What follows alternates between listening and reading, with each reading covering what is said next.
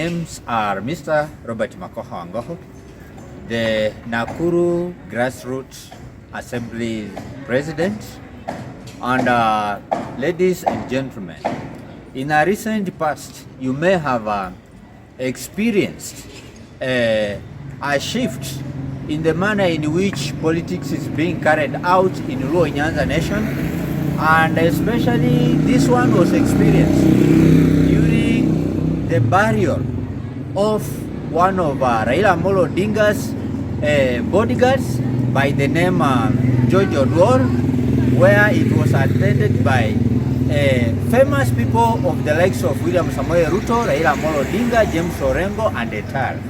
Now, this change has never been experienced before, apart from when we saw Orengo had a scuffle with Raila Amolo Odinga in around the year 1993, when Raila Amolo Odinga happened to come out differently and field a candidate against Orengo, who was by then a long-time comrade. And what was the outcome of the same? What came out was that with the help of the university students that James Agri Orengo had aligned himself with, he became the winner in that particular by-election. That was the very first time when James Agri Orengo proved Raila Amolo Odinga wrong, that actually without necessarily following Raila Amolo Odinga, James Orengo can make something also happen. Now, if you are a keen observer on the social media platforms, Luo men and women, and even the Kenyans across the globe, they have been cascading Mr. Agri Orengo. And it should be remembered that in Luo Nyanza right now, or in western region of Kenya, it is not only Orengo who has come out to go on a different path with Right Honorable Raila Amolo Odinga. We have people like Caleb Amisi, the Sabot Member of Parliament. We have the Senator of Nairobi City, that is Edwin Sifuna. We also have Babu Owino, happens to be the Embakasi East legislature, as well as a man called Anyang Nyong'o to close with. Now, what does this one indicate?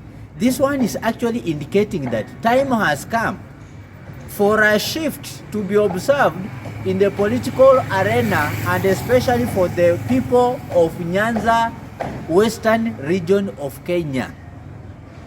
Na mimi huwa naambia ndugu zangu Wajaluo, jambo wakati wake ukifika utakuwa umefika. Whereas we understand that Raila Amolo Odinga has been controlling the politics of not only Luo Nyanza but for the whole country of Kenya, this time around things have changed.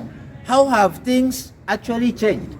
When you see a person, a close ally of the caliber of James Orengo, speaking a totally different language from the one Raila Amolo Odinga is speaking, know that things are not as usual. Raila Amolo Odinga formed a broad-based government with Mr. William Samoei Ruto.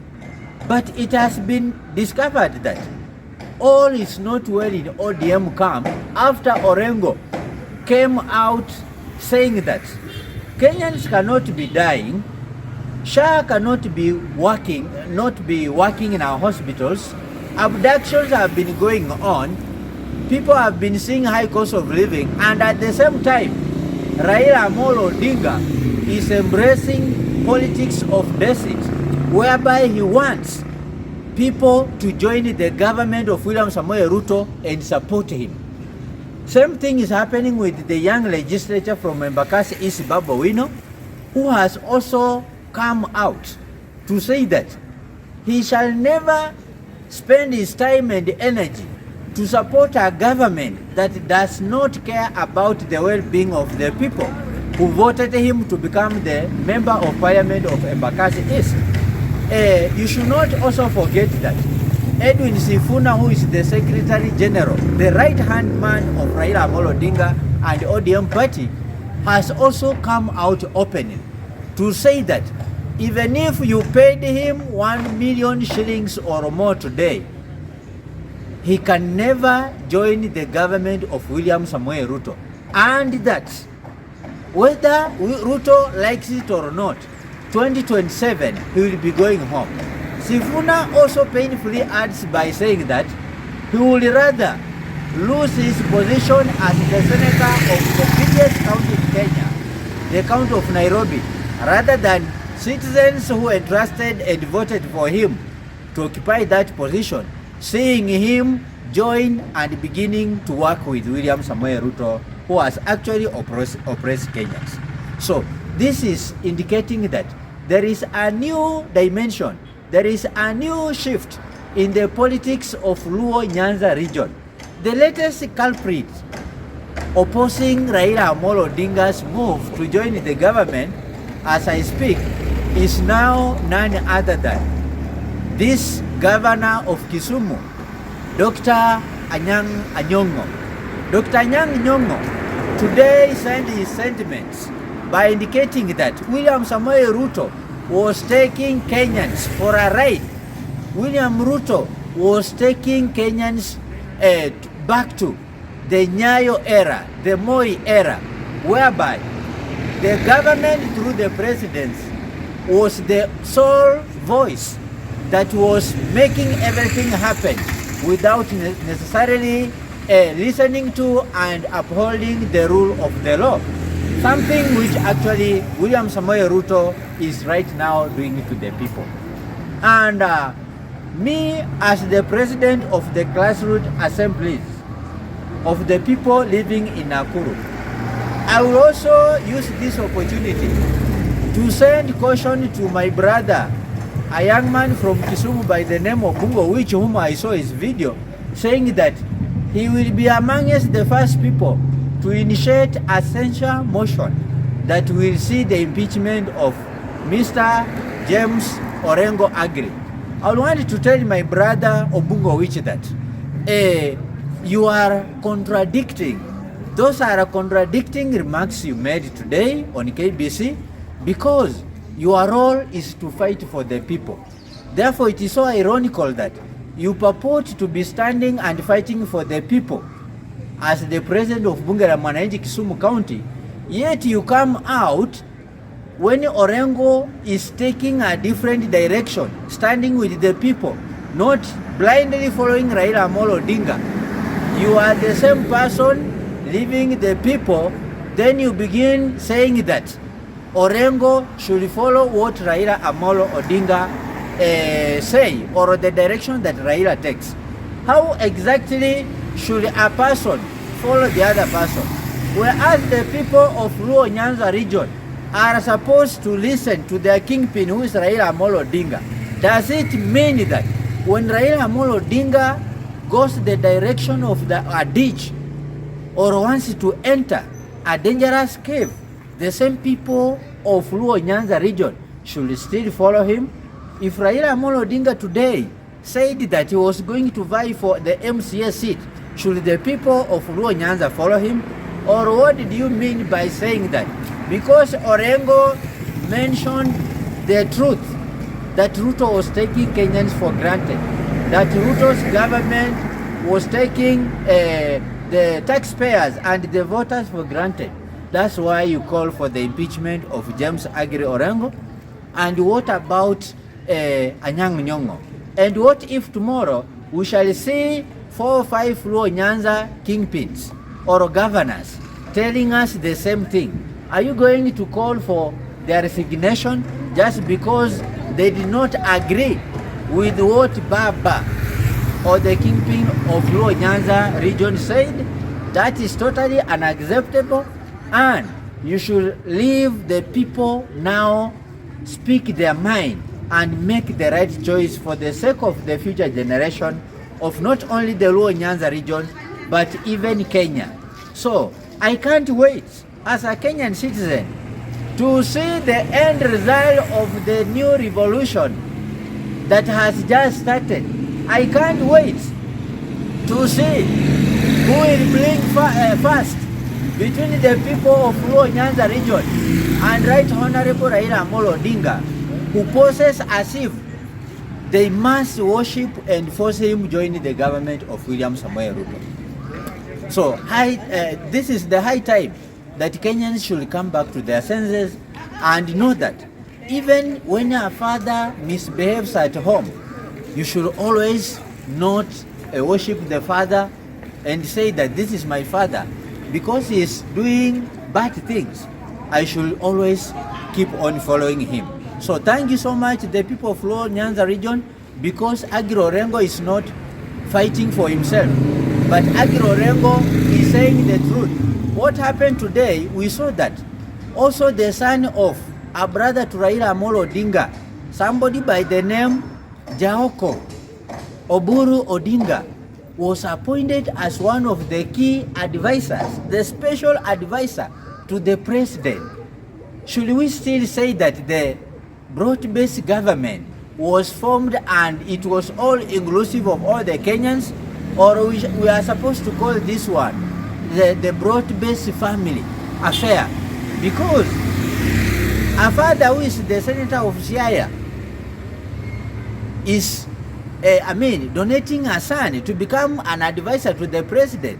Yet we have a young man well qualified in Luo Nyanza region who can take up the position that Jaoko Oburu Odinga was given today by William Samoei Ruto.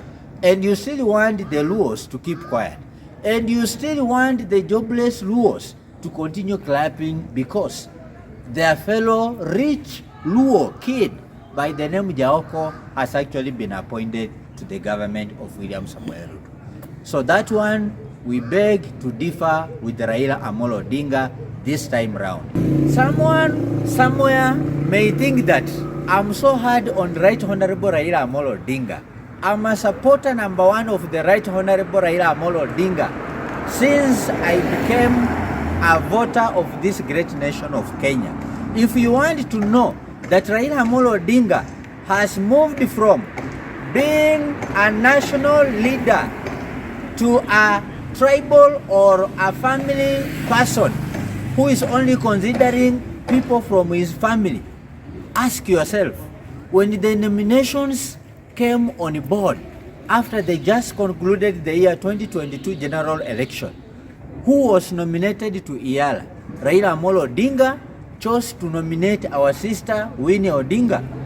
Were it not for the health issues, Raila Amolo Odinga also wanted Winnie, not Winnie, the sister to Winnie, that is Rosemary Odinga, to take up the position of the member of parliament, a ticket holder of Kibra constituency.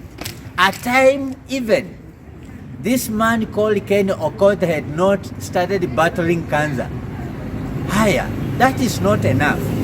I'm very sure 100% if Raila Jr. was a person who had an ambition and was passionate about politics, Raila Amolo Jr. would have been given a very big office. Forgetting the Kenyans who are moving across the country, the money sweating, shielding Raila Amolo Odinga from the tear gases and all that. People coming from Bunge la Mwananchi, like myself, we have really fought for Raila Amolo Odinga. But I haven't seen anywhere whereby Baba has said that I want 5 members from the Bunge la Mwananchi family to come so that they can be given appointments. We have never, as Bunge la Mwananchi family. As if that is not enough, those men and women who are nominated recently in the cabinet positions, when the broad-based government was formed by Raila and Ruto, we saw the old-fashioned politicians, the veteran ones, still being awarded the big positions of the CSL. I'm talking about Joho, Opio Wandai, Junaid Mohammed, and Mr. Oparanya. These are the people who have been there for so long.